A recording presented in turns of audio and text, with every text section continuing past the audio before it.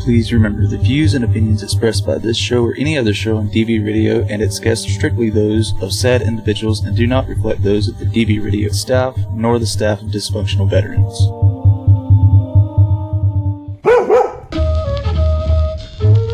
Hello and welcome to the Service Dog Show with PTSDog. I'm your host, Joaquin Juatai, author of the book PTSDog, Post-Traumatic Stress Disorder and the Service Dog. I hope you're tuning in to listen to enlightening, educational, and informative conversations about life with service dogs and the Americans with Disabilities Act. Thank you for tuning in to the Service Dog Show with PTSDog right here on DV Radio, WDVR.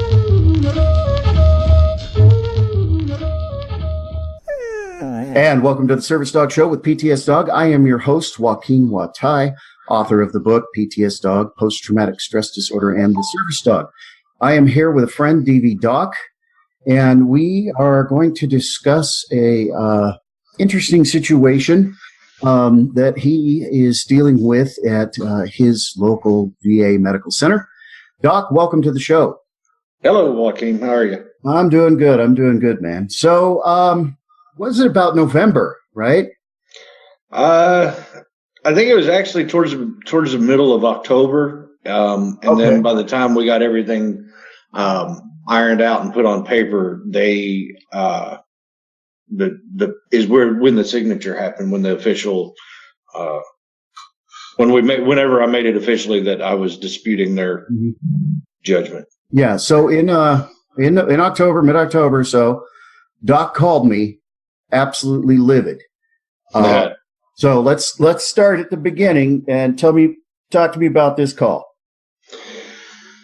Well, as you said, I was livid. There are many other words that I was also, but we'll stick with that one. I had just left my local VA, and I had my wife with me. And I had my dog with me. It was my first trip to this VA because of a recent move. And I was informed while I was there, and on the phone call, I told you that I was questioned about where my service dog's register card was for that VA. They apparently have to, or I was told at that point in time that anyone that brings a service dog into that VA campus or any of their out-based clinics in their area, the dog has to be registered through two individuals there on campus. Their registry they called it a registry, and then they said it's not a registry, and then they said, well, the card says registry on it, and so forth and so on. They wanted a proof of document or a proof of certification on training, proof of medical records, such as the rabies vaccinations and any other severe medical problems, and said that if I did not comply with that, the next time I come onto campus, my dog will be removed from me. No, sorry. So that instigated the phone call to you, because obviously I know for the couple of years that me and you've been affiliated with each other, this was your specialty in fighting. So yeah. I went to a specialist before I lost my shit and got arrested. Yeah. And that's point number one. Look, reach out, folks. Don't get arrested. Yeah. There's always that initial, okay, I'm going to hurt somebody phase, but you need to take a breath, take a step back, and compose yourself. It's a lot better and more helpful to other vets to correctly fight the battle than it is to throw down. Absolutely. And quite frankly, if it's between you and VA security, police, whatever you want to call them, they have backup, and you just don't. I'll take them out too. Well, yeah, but then we're talking federal crime and blah blah blah. We don't need to get into that. It's we can deal with this. We can fight the bureaucracy the right way, rather than getting arrested. That comes to mind. There was a case in Washington at the Seattle VA where a Vietnam vet with a service dog. Somebody told the VA police that a dog, not this dog specifically, was seen outside of the VA jumping on jumping up and down on somebody. And the VA police officer took it upon himself to go out, found this Vietnam vet with his service dog, and took him down, arm behind his back, put him to the ground, hit his head, and arrested him. Yeah, arrested him. And it came out in federal court because they took him before a judge. He got arrested. There were charges that the VA police officer was completely in the wrong. The man was completely exonerated. He had his service dog with him, and it just look. They're the guys with the police badge on them at the VA. It's not worth ending up in jail. Because then, once you win and the judge says, no, you're right, you can't sue them. There's no, it's not worth your time. It's not, there are better ways to do it. So Doc calls me and says they have this registry at this VA. And I went, what? So, that's not all he said, people. No, I said other words too. Absolutely did. So we started digging into this. What was it? You went to the patient advocate, did you not? I called them. I did call them. They told me the best course of action would be to verbalize or write out my complaint and turn it in, which sometimes that helps. We all know. Sometimes it don't. Yeah. What in this case, I ended up between talking with you or after talking with you and my next step with them, I ended up having to go to my outpatient clinic. And one of the providers there asked me, and again, I had Ellie with me, and one of the providers there that I was seeing says, do you have your registry card? And the provider that I was seeing was my mental health doc. And I told him that this was not a conversation I wanted to have today, and we could just move on. He says, well, no, your dog has to be registered. I said, okay. So instead of, again, losing my cool, I decided just to stay with it. And he actually printed me out contact information for who does the registry out at the main VA campus and the requirements that they want to register the dog. So I ended up calling the lady. I'm not gonna use names because this is still an ongoing thing. I called the lady, and she informed me that this was just a big old process. That if I don't register the dog and I have to go to the emergency room for whatever reason, then she can't come get my dog. Which I kind of hesitated, and I said, "What do you mean?" She says, well, once you register your dog and you come in here for whatever reason and you're in a situation that you can't have your dog, she informed me that she was the one that would be taking responsibility for my dog. And she would come and get Ellie and take her to her office where she has a private outdoor access area for the dog to go outside and do their business and so forth and so on. It really caught me off guard because I asked her, I said, what did you're not an alternate handle for my dog. My wife would be the person that would take care of Ellie if something happened to me or if I was incapacitated for whatever reason, not somebody that sits in a VA office. And then, of course, she goes into her little spiel. Well, we've had dogs bite people. We've had dogs jump on people. We've had dogs pee on people. And it's just the bad rap that a lot of us with true service dogs get. The idea that, hey, okay, they got a dog. Well, they're probably lying. Again, that's just the damages that we have to deal with all of these fluffy the lap dogs. From there, I just gathered as much information as I could. And I believe I called you back and let you know everything and told you everything. And you said a lot more words. Those colorful Navy words. Oh, yeah. It was, they were interested. Yeah. It's funny enough that, you were on, I believe that phone call, you were on speakerphone with myself and my old lady was around, and we were cracking up. We were dying laughing. Yeah. It was either laugh or get so mad that we started destroying things. So, Yeah. Now, for people who don't understand, there is no. First of all, we got to draw a couple lines here. The Americans with Disabilities Act defines what a service dog is. Who can use a service dog? That would be a disabled person, and what's required of service dog. The VA does not fall under the ADA because our federal government likes to exempt themselves from the laws that they pass. They fall under the, I'm drawing a blank here. They fall under the Rehabilitation Act of 1973. When that law was passed, the only service dogs that were really around were seeing eye dogs. There has been, as I discussed on the show with DV Vet Chick, they can apply the effective assistance that a service dog gives to a disabled veteran for PTSD to the Rehabilitation Act of 1973. And in fact, in her case, back in 2011, the Department of Justice ruled that the VA was being discriminatory and was in fact violating both the ADA and the Rehabilitation Act. So we have a little background, we've got a little experience with this, and we have some knowledge. But more importantly, this happened last year, 2018, and as of when this whole process started with this particular VA, VA Directive 1188 had been in effect since 2015.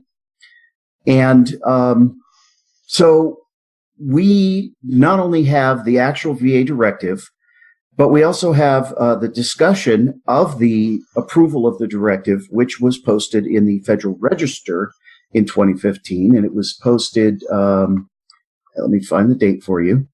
It was posted 8/17 of 2015 with the rule going into effect on 9/16 of 2015. So since 9/16/2015, VA Directive 1188 has been in effect. And what's funny is you actually were able to request. We did a phone call. We did a three-way phone call with one of the two people responsible for the registry at this particular VA, and thankfully, we were able to convince her to send you a copy of their internal VA directive. So we have the actual words of their internal directive requiring this registry. Now, what this is it's supposedly put down from the director of the VA on that particular hospital, and it's governs or tells them what they're supposed to do, what they're not supposed to do, and how they're supposed to do it, and so forth. Mm-hmm. It has a special section in there about service dogs, and it says in there in black and white that they will be registered through that campus's Service Dog Registry, even though we were told, 40,000 times that there's no registry there on the campus. It's not a registry, right? So that's what I believe they call it I can't remember what they called it. I have it somewhere. But reading from it, paragraph C says, all animals brought into this facility must be registered. Registration will include proof of vaccination and assigned animal handler code of conduct. That is a registry. And you have to show your registry card at this VA in order to access with your service dog. Well, it's not just your access. You have to show it anytime any personnel that is employed by that VA or any of its outpatient clinics ask you to see it. So it's not just, okay, here's my card, I can come in like you do on gaining access to a base or something. Right. But it's okay, wait, sir, can I see that? 2 steps later, sir, can I see your card? 3 steps later. And that there alone is enough to drive anybody crazy. Right. Especially when you're coming in hot for an appointment. Yeah, you're almost late and blah, blah, blah. Now, I'm going to read directly from, and what kills me is that their directive quotes VHA Directive 1188. But they do it in such a way to use it to back themselves up instead of what it actually says. Right. What the VHA Directive 1188 says, and I'm reading from it directly, Section 5, Paragraph C, When determining whether or not a dog is a service animal, VHA staff cannot ask about an individual's disability, cannot require medical documentation, cannot require a special identification card or training documentation for the dog, and cannot ask that the dog demonstrate its ability to perform the work or task. When it is not obvious that a dog is a service animal, VHA staff may only ask the individual with a dog the following 2 questions to determine if the dog is a service animal.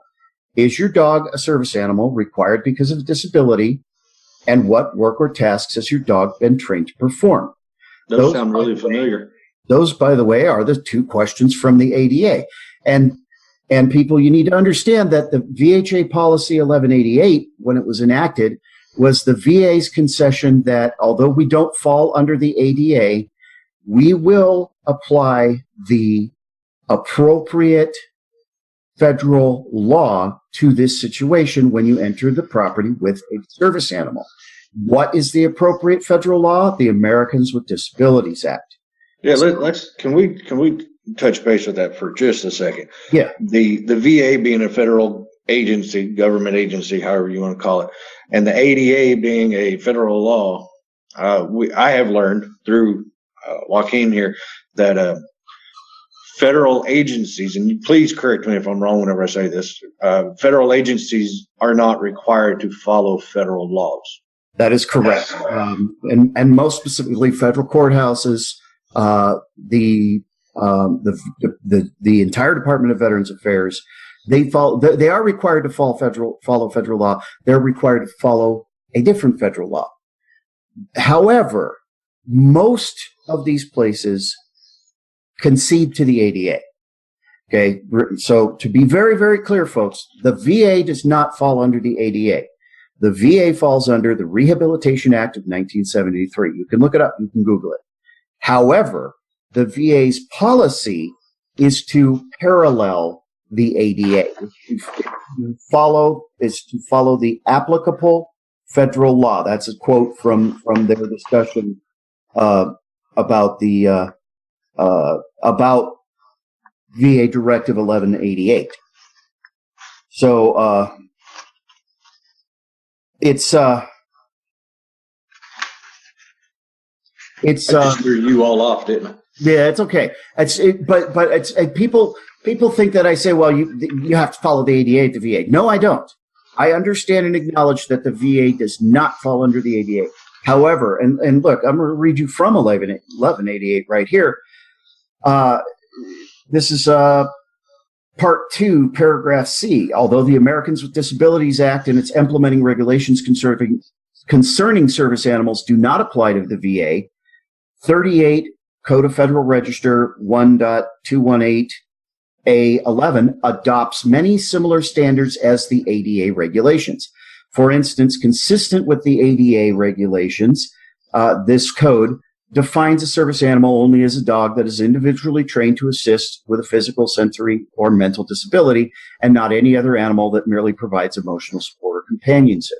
Okay, so the VA is saying, yes, we don't fall under the ADA, but we acknowledge the ADA and we're conceding to the ADA's definitions and the ADA's rules. Where it is applicable and not and honestly, where we can get instead of places where we can get away with making our own rules up. Okay, basically, is what they're saying is we'll follow the ADA until it doesn't suit us, right. And it's something that you got to understand. However, in their own directive, that has been in effect since 2015. They say the only thing you can ask is your dog a service animal required because of a disability? And what work or tasks has your dog been trained to perform?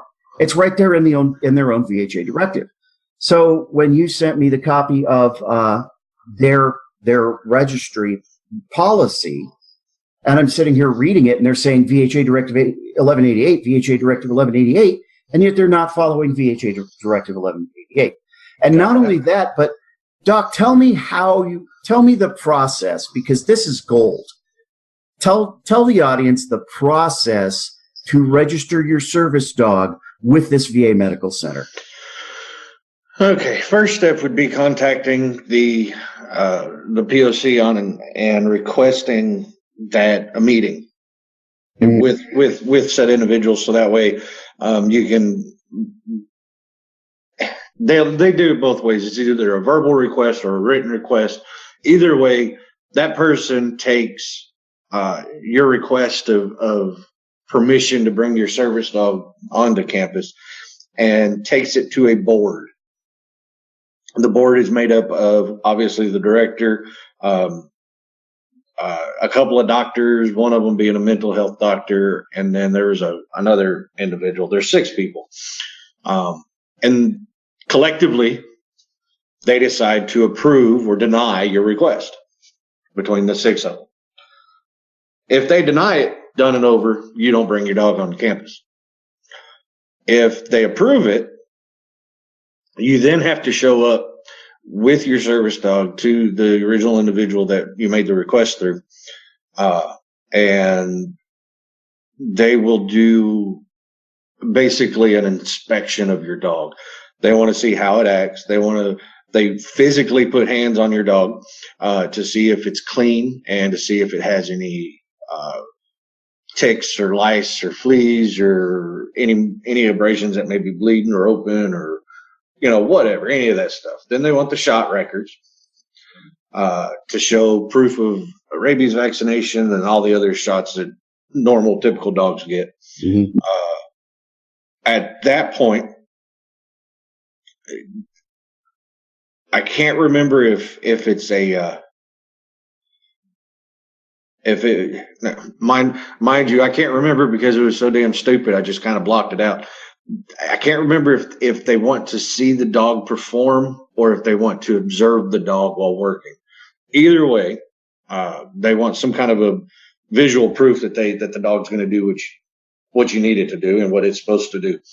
And then they take all of that and you have to sign or the handler has to sign a handler code of conduct. What this means is in that code of conduct, which I got a copy of too, I believe, it says, the basic stuff, your dog's got to behave, it's supposed to act like a service animal, blah, blah, blah, blah, blah. But it also has on there, if your dog has an accident inside the campus, then the first time's a warning, the second time the dog's removed permanently from campus. Well, that's not necessarily. Pardon me? I said that's not really unreasonable. I mean, accidents do happen, but if it right more than once, I completely agree. But how many times have you spent all day long at a VA? Oh yeah. To where you're sitting there waiting for them to call you, and you know that if you get up, walk outside, you're screwed. Yeah. But again, I wholeheartely agree with you. Service dogs, excuse me. I say animals because they accept many horses too, which I really want one. Rich, but the VA does not allow me for horses. That plain across the board, right in 1188, the VA does not. And again, remember the VA, when they published 1188, reserved the right to use the law that best suits them in the situation. And one thing that they do not accept on VA property is service miniature horses. You're right. A miniature horse would be awesome. And I follow one on Facebook who is amazing. And they live a lot longer than dogs, but it is what it is. At least we can bring a service dog to the VA. Right. Well, we've gotten that far. Anyways, but yes, I agree. Your service dog should be extremely should be able to hold itself for the duration of the time. Well, and if not, I've had to stop an appointment because Skeeter, although he did potty and everything, I don't know if he wasn't feeling good. I don't know if he didn't like the doctor. This was a C&P appointment, and we were in there for 3 hours. And at an hour and a half, he was like, "Look, I got to go." And I just looked at her and I said, "Ma'am, I'm sorry. He's got to potty and he will not go in here. So he's just going to keep acting up until I get him outside." And she's like, "No problem. I want a cup of coffee anyway." So she let me out the side door. She said, "I'll meet you right back here in about 5 minutes." I said, "No problem." We go out, Skeeter waters a couple bushes. We come back in. It was no big deal. If you communicate with your healthcare provider, look, I need to take a break. What if you had to go to the bathroom? Yeah. Would they tell same thing. Just communicate and be reasonable. That's all you have to do. It's I agree with you wholeheartedly. There's no reason to try to get, anything other than what a decent human being should be treated as. Right. Exactly. The service dogs, yes, they're a living, breathing entity, but while you're out working, that dog is a medical equipment. Absolutely. It's a cane, it's a wheelchair, whatever. Which that's kind of funny, because whenever I found out that they want me to register Ellie with them, I did kind of lose my cool for a second. One of the things I told them was, well, I have a cane and I have a walker. Where do I register them at? And the lady says, well, sir, seriously, the dog can bite someone. I said, do you understand that I can cause so much more damage with my cane than I could with my dog? Yeah. So she didn't find it as funny and amusing as you do, or as what I did at the time. And I still, I will in my quiet time of talking to myself, I will bust out laughing sometimes just thinking about it. The whole situation is really absurd. And honestly, when you really dig into this, which we're going to do here in a minute, we're going to really kind of take their little deal apart that they're running at this VA. It's a really good illustration of why a registry just will not work in the United States, and part of why there is no registry required in the United States by the Americans with Disabilities Act. So to go back to the process, so you have to contact this one person who is the service dog coordinator for the VA campus. You have to apply to have your service dog accepted as a service dog by the Service Dog Committee. Now, I'm reading their instruction here. Their Service Dog Committee is called the Service Dog Committee, or no, it's called the Animal Committee, and it includes the facility champion, whoever that is. The Animal Committee is comprised of facility champion, the supervisor of recreation section, the mental health service or domiciliary residential rehabilitation treatment representative, the recreation section representative, the geriatrics and long-term care representative, the police service representative, infection control representative, and the customer service representative. All these people have to go to service dog committee meetings to okay your service dog on the input from the one person that you filled out a form with, okay, and her or his recommendation. So if you piss her off, yes, you can say, okay, I'll send this recommendation, but you're right in there, this guy's a jerk. Tell him no. Okay. Yep. First of all, there's too much power in one person's hand. Second, these other people are pulled away from their duties, their job, whatever, to come to these meetings to okay a service dog. Okay? Without ever seeing the dog, without ever seeing the veteran with the dog, without observing anything, and none of them, have their job description, they have no knowledge about animal training or veterinary medicine. These people, the only person in this whole committee who might have anything to say could be the infection control representative. However, the CDC has determined that unless it is a isolation area or a surgical theater, the presence of a service dog does not create any larger possibility of infection. That is right from the Centers for Disease Control, who is the word of God in the United States as far as infection prevention is concerned. It's funny you bring that up. And just real quick, I had a surgical procedure done up there not too long ago. And I showed up. My wife had to drive me. Of course, she had to drive me home. Mm-hmm. I showed up. It was myself, my wife, and Ellie, which is my service dog.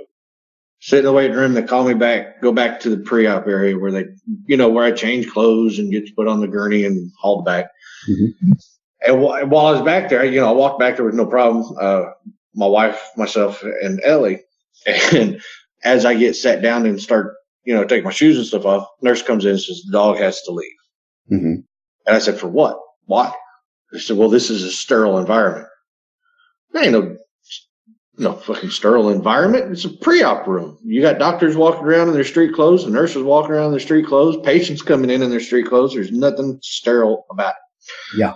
And whenever I spoke to the head lady of this service dog thing, she agreed with me. And she says, no, the infectious control says that we can't have dogs back there, but she says they're completely wrong. So it baffles me that she can understand that part of the law, but they can't understand the other part of it. Or the VA's own directions regarding how to allow access for service dogs. And that's what really gets me is this goes directly against VA Directive 1188. Running this registry goes directly against VA Directive 1188. We're going to take a quick break just so that we can catch your breath a little bit. And we're going to come back and we're going to discuss a little bit more about what we've done as far as dealing with this VA.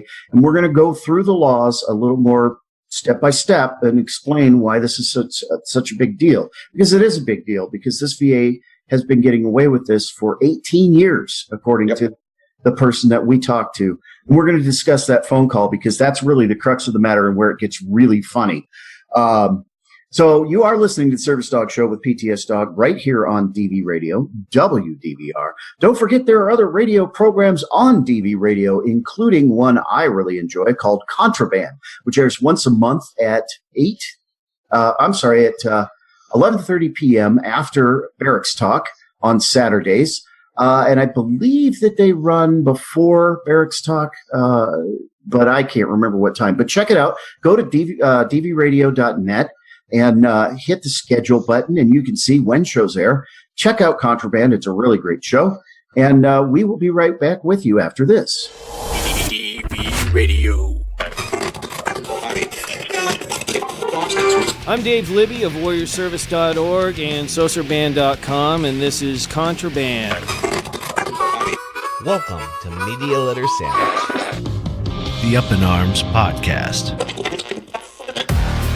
This is Barracks Talk.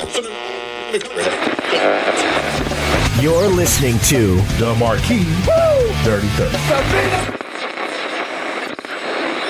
Hello and welcome to the Service Dog Show with PTSDog. I'm your host, Joaquin Juatai.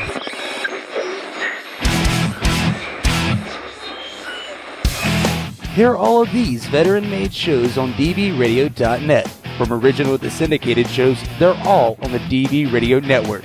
Don't forget to check out the schedule banner to find out when your favorite show is airing. Again, that's dvradio.net. And don't forget to search DV Radio on the TuneIn app on your mobile device. DV Radio. MyDVStore.com. Then we'll begin with Adam 691776. Can I get stickers? Yep. I got Tell for Your Country decaf. Tell for Your Country decaf. Who here a t-shirt? Anyone with a t-shirt? Let me get a making the crazy bastard t-shirt. Yep. Now I got a mug. DV mugs, I got mugs. Let me hear DV Farm Coin with DV coins. DV Farm Coins with DV coins. Gone once, gone twice. Sold to MyDVStore.com.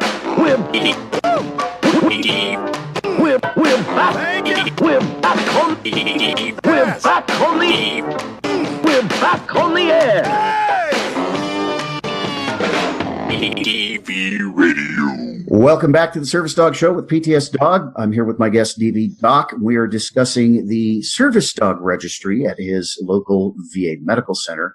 And we're discussing the fact, this is not in doubt when you read the actual VA policies, the fact that they're running a service dog registry at this VA contrary to the VA's own rules about the issue. So in the progress of working all this out, we actually did a 3-way phone call with the secondary person in charge of organizing the registry. There's the primary contact, and if that contact's not available, you talk to this other person, who I believe is actually her boss. Yeah, and is the facility champion, I think. I believe so. Yeah. So we get on the phone with this person and start discussing this. And there were a couple of things. So she explained the step-by-step. So you take it, you go to apply, you fill out the form, and this first person then presents it to the committee. They make a decision as to whether or not your dog is actually a service dog, which they have no business doing. They've not seen you and your service dog. They know nothing about you and your service dog, only what this one person tells them. And if she's having a bad day, or if for some reason you rubbed her the wrong way, she has the power right there. That one person, that one bureaucrat has the power to tell you no, to tell the committee, I don't recommend that this dog be allowed on the campus. Okay. And that really upsets me because, something could, look, I use an Alaskan Malamute as my service dog. He's 100 pounds, in the 100 to 105 pound range. He's extremely intimidating looking. He's a very confident dog. I had a counselor accuse him of being aggressive, because he wanted to meet her and check her out and make sure she was safe. Because I'm in a tiny little office with this one person, and that's his job. Yep. I mean, part of what he does is lets me know if people are safe or not. And she's cringing, don't want to near him. And Skeeter was completely under control, but he was just trying to check her out. And she thought that was aggression. Now, he is assertive. The dog is very strong-willed, and he has to be, because when I'm at my worst, he's got to be able to stand up to me. It's why I chose this dog. What he does is not against the ADA. He is under my control, but there are times when my control isn't real good because I got the PTSD, and so it could look to an outsider who doesn't understand me and my dog, doesn't understand what my dog does, or is afraid of dogs, like he's aggressive, which he is not. He's not biting people. He's not growling. He's not barking. He's not doing anything aggressive. He just, in certain circumstances, he won't take no for an answer. Yep. If he feels like he needs to clear a room, I got to let him clear a room, or he thinks he's not doing his job. Dad, I need to check this out and make it safe. I walk him around, literally, little, 8 by 10 exam room. I walk him around the room. He's like, okay, we're all good. He sits down. Problem solved. It's done. Yeah. I had similar. Yeah, that's the dog's job. With mine, on the guy that did my surgery, the first time I met him, Ellie did what she did. She lays right at my feet, and she's a barrier between me and anybody else. Yeah. But anytime that doc moved, her head would come up. And he says, well, I think your dog's about to get aggressive. I said, no, you shied away from her when we walked into the room, and she hasn't checked you out yet. Yep. He says, well, I had a dog like that was like that, and she ended up biting people. Well, that was your dog, not mine. Yep, that was your dog, not mine. And that's one of the frustrations I have with the VA system is because VA psychology refuses to acknowledge that PTSD service dogs are effective. They refuse to educate anybody about, including themselves and including the VA system, about PTSD service dogs. Yep. And so nobody understands what a PTSD dog does. And what a PTSD dog does not look like what other dogs do. What a medical alert service dog does, the tasks it performs, don't look like what a seeing eye dog does.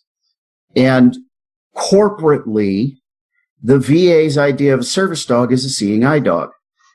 And that's what the VA accepts, or a mobility assistance dog. Well, the dog goes and fetches this and goes and fetches that.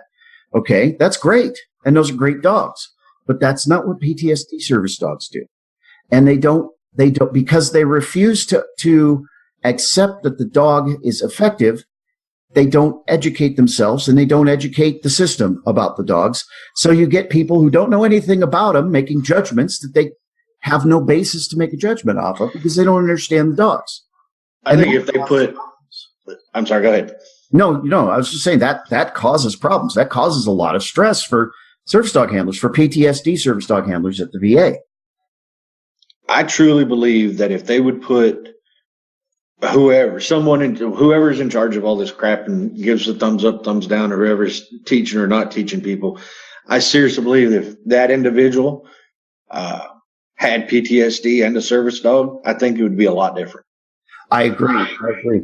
And, we go in a little bit into service dogs and history with the VA. The Defense Secretary Leon Panetta is disabled. He was Defense Secretary, I believe, during the Bush era. I can't remember. Anyway, he was presented a service dog that was trained by an ADI organization. And this was a very smart political move on the part of ADI, because what they did was convince Secretary Panetta that ADI was the only place to get service dogs. Now, this was not a PTSD service dog. This was a mobility dog. Right. But what they did was get their foot in the door, and Panetta turned around to the VA, to the Secretary of the VA, and said, hey, these guys are where you get service dogs for veterans. And everything since then has been a reaction to misinformation purposely planted within the system by ADI in order to get their foot in the door and try to become the sole source. Their stated goal is to become the sole source of quote unquote legitimate service dogs in the United States. They are the sole source in many European companies. ADI is a European organization. I personally don't think a foreign organization has any business determining any policy for United States veterans. I think it's wrong and possibly contrary to the Constitution. We're going to get to that fight. That fight's coming. We're going to end up with having that fight with the VA. But just to get where the mindset is coming from, and when you look at and read ADI's expectations of service dogs, it is based on seeing eye dogs. Folks, seeing eye dogs perform very differently than any medical alert service dog. Very differently. They're trained not to interact with their handlers very much. They're trained not to interact with anything in the environment unless it could harm the handler. You know, they steer handlers around things and through doors and in and out, and they're trained to only do that. Okay. And their training is very, very restrictive and very strict and very, very difficult. Very few dogs pass that training. But when you take that kind of training and try to apply it to a dog that is supposed to be interactive with its handler, because it's alerting the handler to changes in their mental state, changes in their blood sugar, changes in their heart rate and blood pressure and things like that, there's a conflict, because the model that's based on training the dogs doesn't fit the work that that they're trying to train the dog to do. And it's a problem. And the fact that they got their foot in the door with the VA is causing issues exactly like what we're seeing here at this particular VAMC. So let's discuss the phone call we had with the secondary. First of all, she walked through the process, which we already explained. You fill out an application with this one person. That person takes it to the committee. The committee makes a judgment. Then this person, you come back to this person, and the person we were talking to is explaining this. Then you come back with your service dog to the initial person. That person inspects your dog. And I said during the phone call, I said, wait a minute. Is this person a veterinarian? Do they have veterinary knowledge? No. That person's just owned dogs all their life. And I said, that doesn't qualify that person to make any judgment whatsoever, a medical judgment on the fitness of my dog. Right. This This person is not a veterinarian. I don't want a stranger touching my dog. Especially while the dog's supposed to be working anyways. Yeah. Well, this killed me. Well, this is just, that person's owned the dogs all their life. And we've been doing this for 18 years and nobody's complained. And I don't know if it was you or me that said, well, nobody understood what their rights were. Yeah.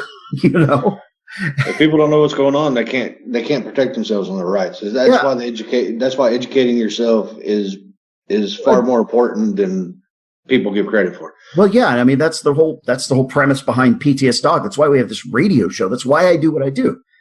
Because when I started out with Skeeter, I didn't understand the law. I didn't understand my rights, and people were trampling all over me. And I knew I had the right to use a dog, but I didn't understand why. So I started looking, and there was nothing out there about it. So I made something.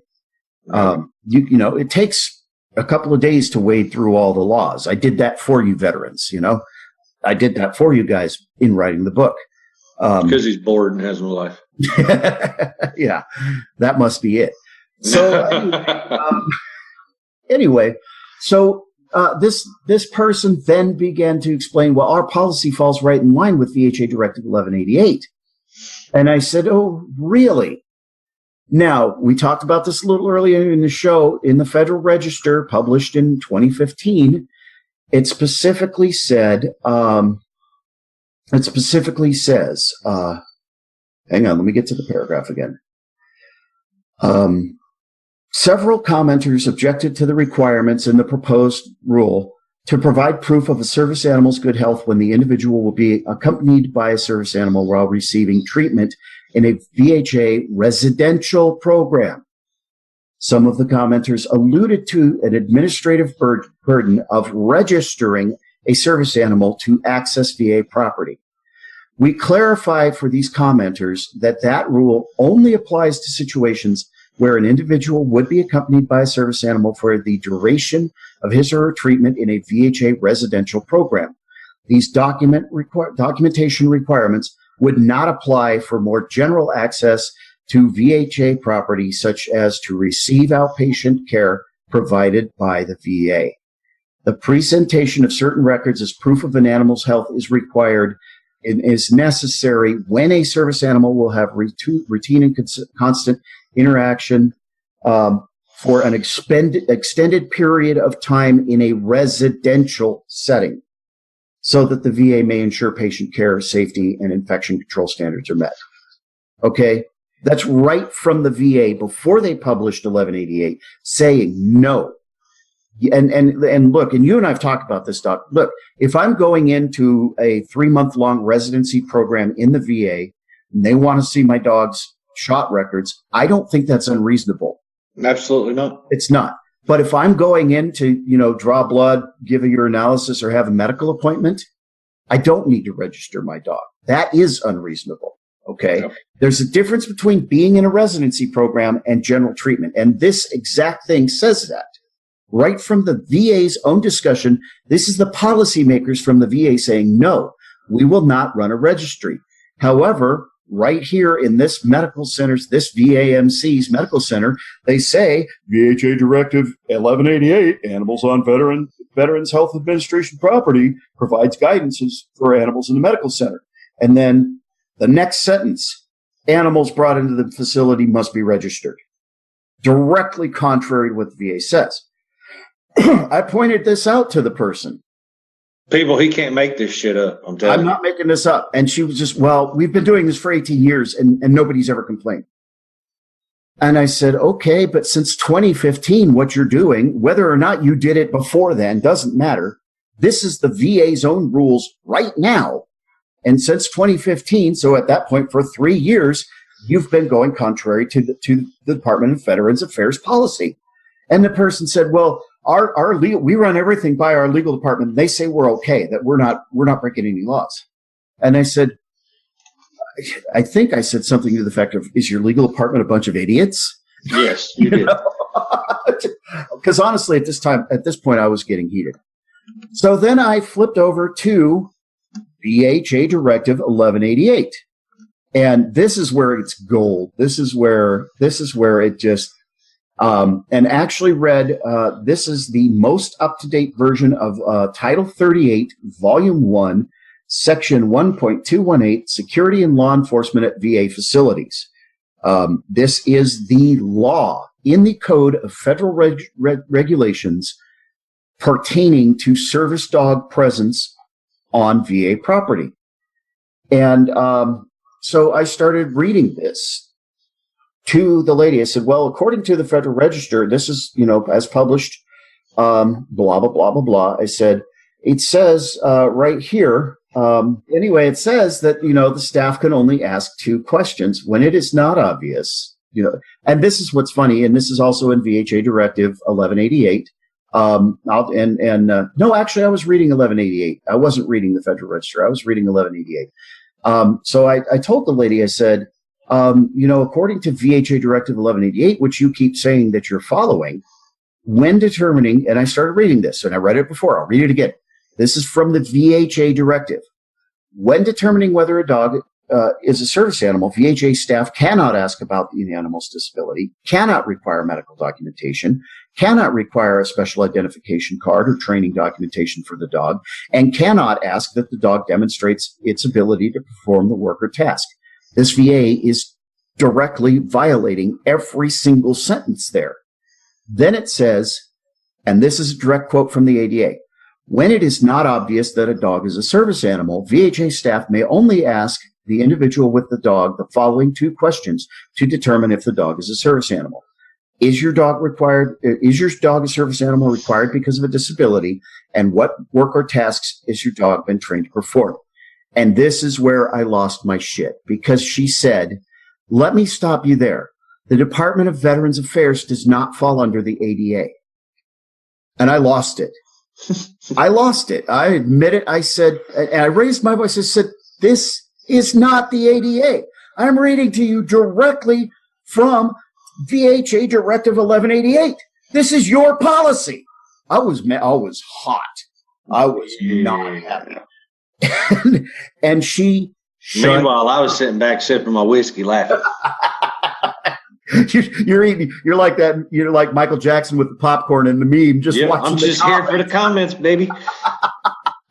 I mean, seriously, I'm reading from the VA's policy, which this person should know, because they're trying to defend the VA's policy that they have completely mutated, and that person, it's a woman. She. In case y'all haven't learned yet. Yeah, sorry. We're trying not to. We don't want any retaliation from veterans about this. It's not what this is about. We want to get this VA to get on board with VHA policy 1188 as it is written, which is the national standard. What we're trying to do here, folks, every VA should follow the VA's policy, period. Not make up their own. That's all. Here's on piggybacking on this part of this conversation. Like I said at the beginning, I recently transferred from another facility to this one, and I informed this individual that this is not. I've never encountered this, and she says, "Well, apparently they're doing their job wrong, and I'm going to call them and talk to them about it." The audacity of these people. Vets, I'm telling y'all, and not only vets, everyone out there that have the dogs and whatnot, learn your rights. Learn, get educated. If you just like what we did while we served and everything else, if you know what you're supposed to do and what you can't do, life's a lot easier. Yep, absolutely. The minute you run into someone that's going to give you gruff, you know how to handle it, or you know where to find the help at. Absolutely, That goes for so many different aspects in life. And that's, you're exactly right. You'll either know how to handle it or you'll know where to find the help. And what did you do, Doc? I called me because you knew where to find the help. You knew where to find somebody who knew these rules, knew the regulations, and literally I started pulling them up right there in the first phone call. And I was like, that goes against the VA's directive. That's literally against their own rules. And it's just, I gotta tell you, dealing with this, I think that the telling statement that this woman made was, well, we've been doing this for 18 years and nobody's ever complained. Which is a lie. After that conversation, of course, I've had many appointments up there. Mm-hmm. There is a residency here at that VA, and some of my clinics are down around their neck of the woods in the building. So I see the residents coming in and out, and there's several of them that have dogs with them. Mm-hmm. And in one day, I talked to 5 vets. One of them just kind of didn't want to talk about it. Another one was extremely irate, as what Joaquin and myself was whenever we heard about all this. And he told me, he says, I have been to that lady's office. I have been to the director's office. I have, hollered, cussed, kicked, screamed, and fight. And he says, they just don't give a damn. So I asked him, I said, well, did you end up registering your dog? And he says, yeah, look. And he handed me the identification card for the registry. It is the most unofficial thing I've ever seen in my life. It is literally a piece of paper printed with ink, and they don't even give you any kind of protection for whatever. Handwritten name of the dog and handler. And I think he said he had it for about 2 months, and you could barely make out anything else except for name of the VA hospital registry. So, and then there was another individual that was about 6'9". I was scared he was going to eat me. And he says, let him try to take my dog. Yeah. Fair enough. But but they're in residency. Now, if you're in residency in the VA, I don't have a problem with you being required to provide proof of your dog's inoculations and vaccinations. That makes sense because you're living there and, then in a medical environment, there you do have to take into consideration certain things. Okay. It's not unreasonable. If I'm going to end up in a, 3-month-long residency program for PTSD at X, Y, and Z VA facility, and they want to see Skeeter's, a health certificate from the vet, proof of vaccination, I'm okay with that. That's not unreasonable because if there are other dogs there, if there was a problem, if one of them bit Skeeter or Skeeter bit them, we need to know that they're not transmitting diseases back and forth. That's sensible. That was one of the things that lady on the phone said was, well, we have to know this stuff whenever your dog's brought in here, because if they do this or if they do that, we need to know who to, that they're okay or that they're not okay and who's to be held accountable. Look, folks, I'm telling you, the ADA, the way it is written, there is one person and one person only accountable for your service dog's behavior. You, yes, sir. A handler. Yep. If your dog bites another dog, you are responsible for that. That is why the law says that the service dogs must be under the control of their handler at all times. And then the law acknowledges that dogs are animals and they can have an off day. And it says, if the animal is not under the handler's control, the handler must be taking immediate effective steps to regain control immediate effective actions to regain control.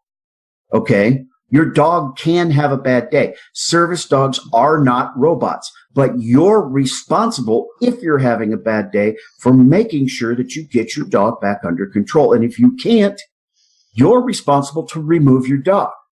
And I'm sorry, but any of us out here who are legitimate handlers who understand the law and understand the responsibility that goes on with exercising our rights under the ADA understands that, look, if my dog's having a bad day, I either need to reschedule or take him. I mean, Skeeter and I, when he's getting screwy and having a rough day, we take a little pause and I make him sit and I make him look at me and I make him focus.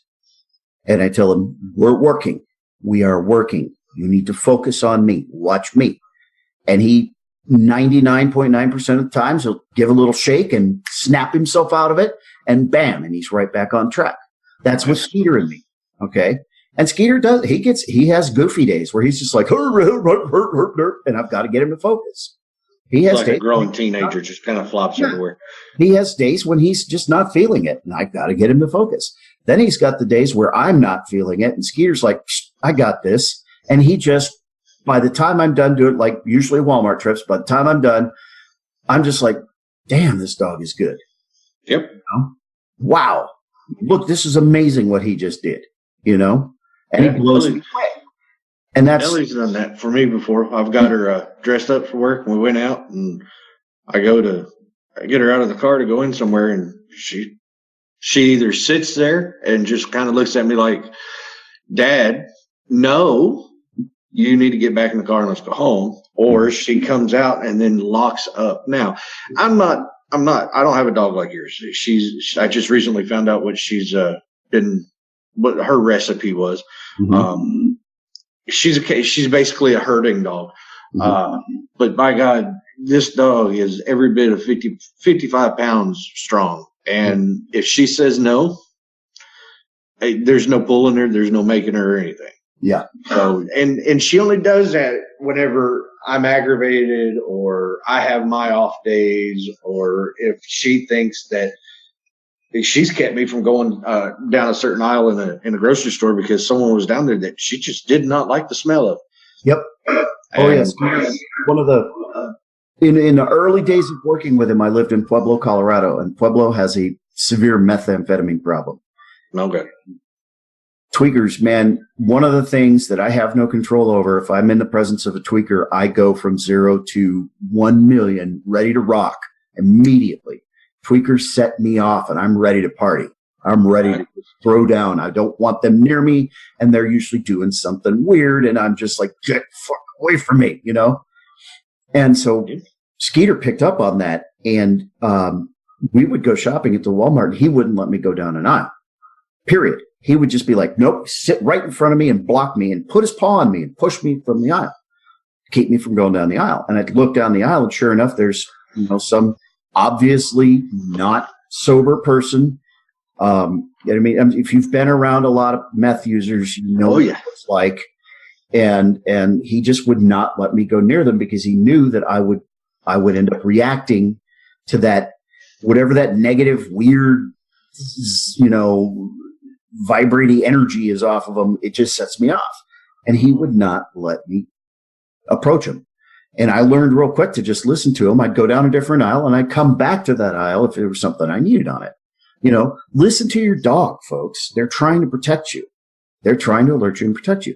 And that's called intelligent disobedience when your service dog does that. Yes. When your dog knows better and is trying to tell you, no, listen, trust me, you don't want to do this. They will escalate their behavior because your dog can't turn around and say out loud, hey, this is a bad idea. We need to not go in there. 9 o'clock, Dad, 9 o'clock. Look at it. Yeah, they don't do that. Yeah, no. What your dog can do, if they know that you're walking into a situation that's going to be detrimental to you, this is a PTSD service dog, folks, is if you're not listening to them, they will start to misbehave intentionally. Only to draw your attention to them. Redirect your attention to the dog. Okay, it's intelligent disobedience. The dog knows you should be watching them and listening to them, but you're not. So the dog acts out in order to get your attention focused back on them. Because if you're worried about, hey, what's going on? Stop that, you know, and you start working your dog, then whatever the stressor is that's over to your left down aisle 9 suddenly doesn't become a problem because you're busy focused on working your dog. And you start to calm down because instead of interacting with whatever that trigger is over there, you're interacting with your dog. Okay? That's not bad behavior. It is intelligent disobedience. It is that point where your service dog is being proactive and saying, if I let you go down there, this is what I know will happen. And I've been trained not to let this happen. So I'm trying to do that. And this looks like, to people who don't understand PTSD service dogs, like we were talking about the VA system, this looks like the dog is misbehaving and being bad when what the dog is doing is trying to get you to focus. And this is part of the battle we're fighting, folks. We have to change the corporate understanding of the VA system about PTSD service dogs. We also have to change the general public's understanding, because people don't understand service dogs. When you walk into the grocery store with your service dog, they go, oh, cute doggy.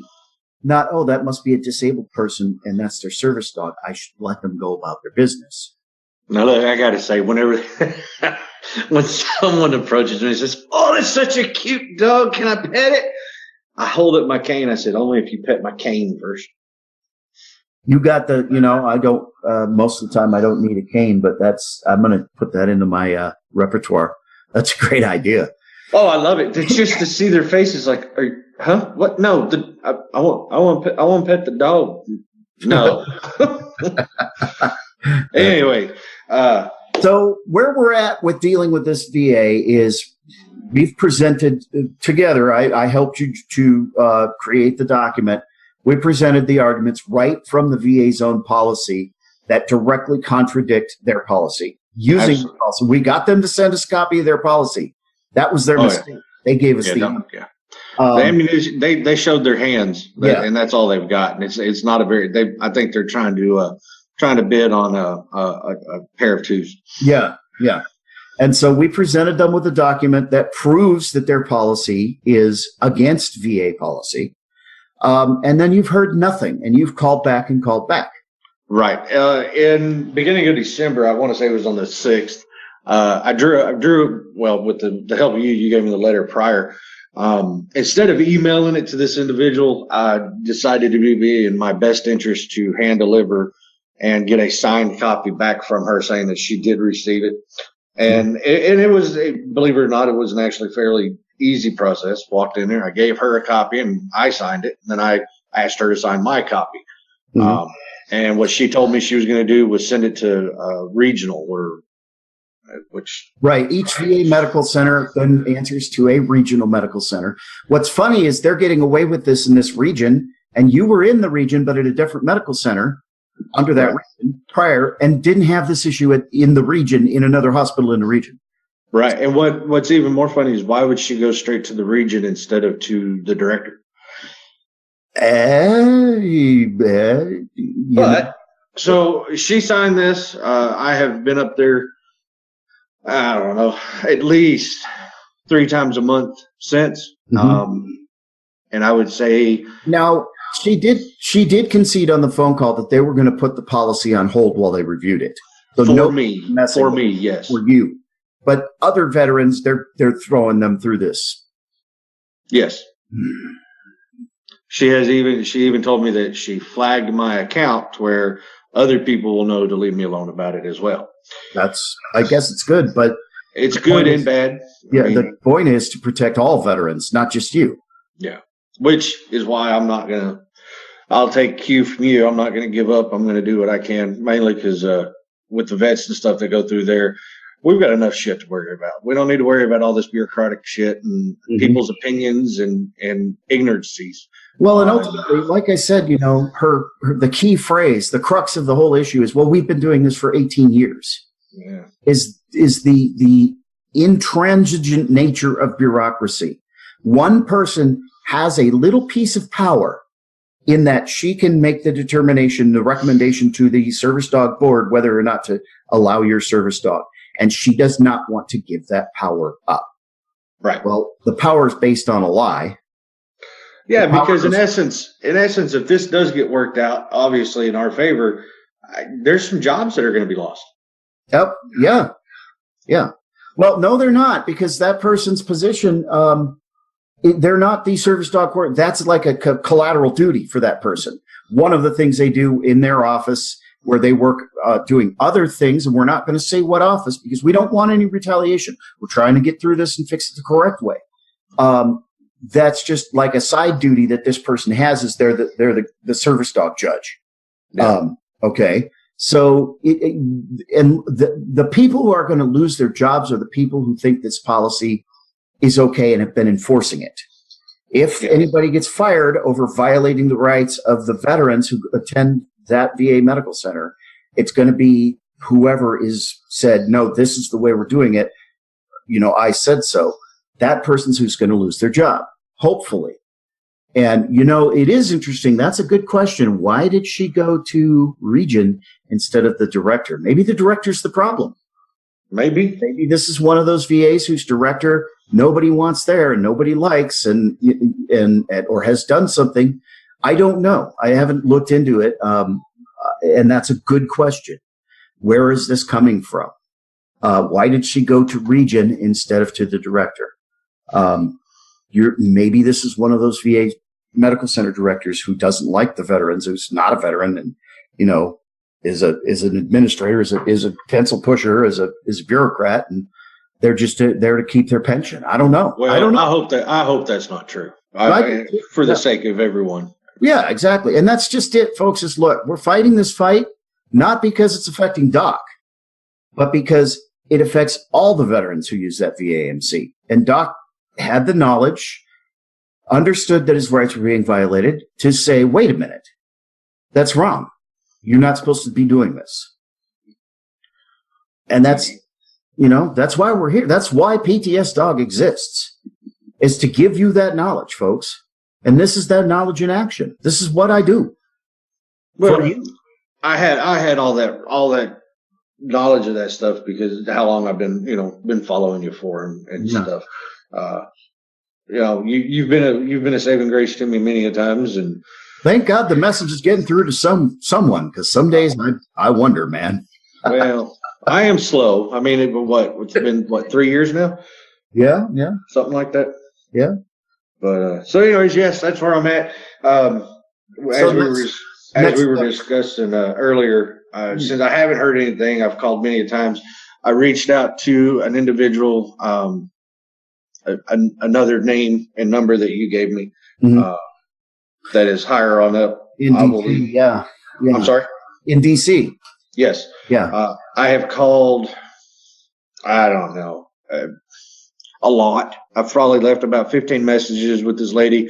I understand if you're in the DC area, regional offices or whatever, you're going to be busy, but over the course of a month and a half, if you can't get back in touch with somebody, or if you can't tell your secretary to do it or something or another, then you need to rethink your life. So I am now looking at the screen of my computer on contacting the Office of the Inspector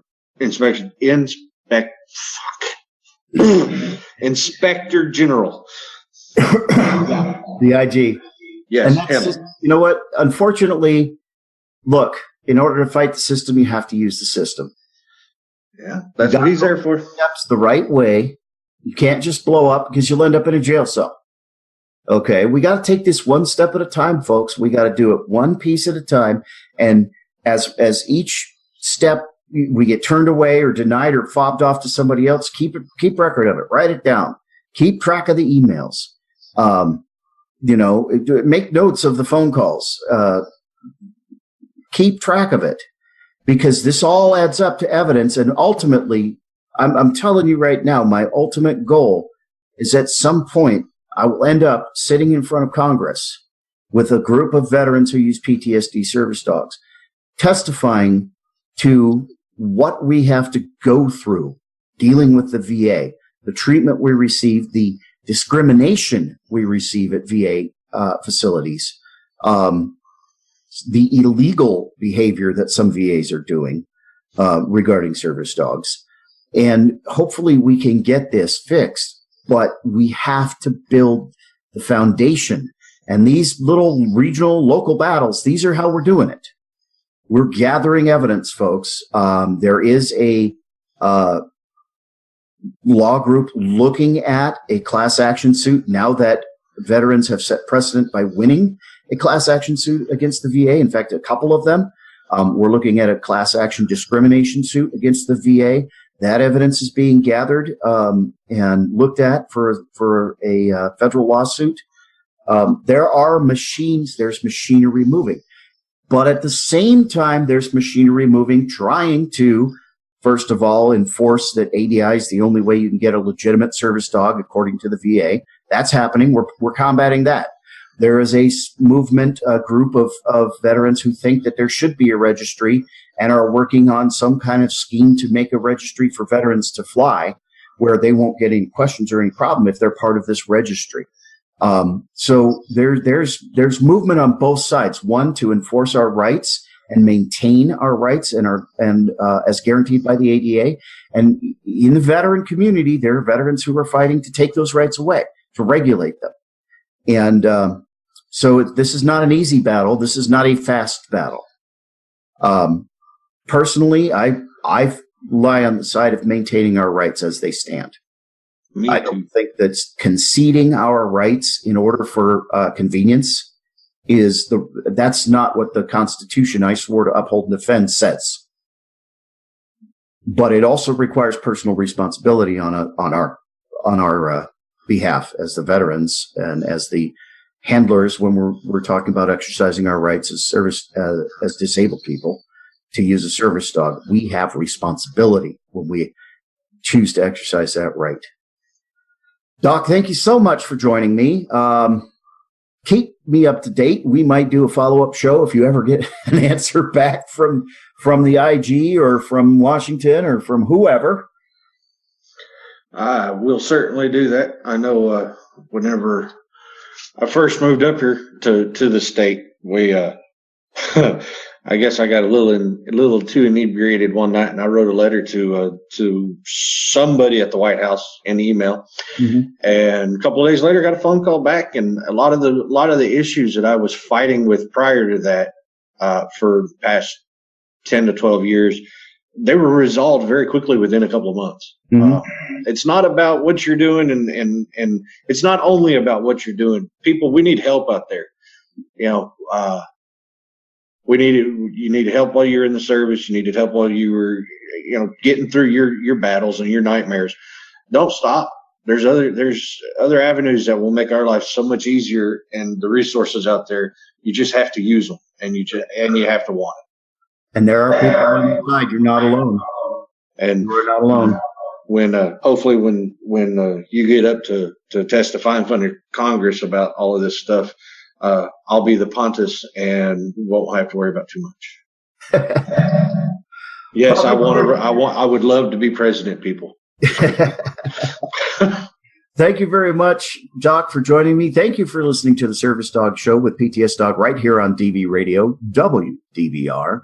By the way, if you don't have a copy yet, you can pick up your copy of PTSDog, Post-Traumatic Stress Disorder and the Service Dog, at booklocker.com, amazon.com, or barnesandnoble.com.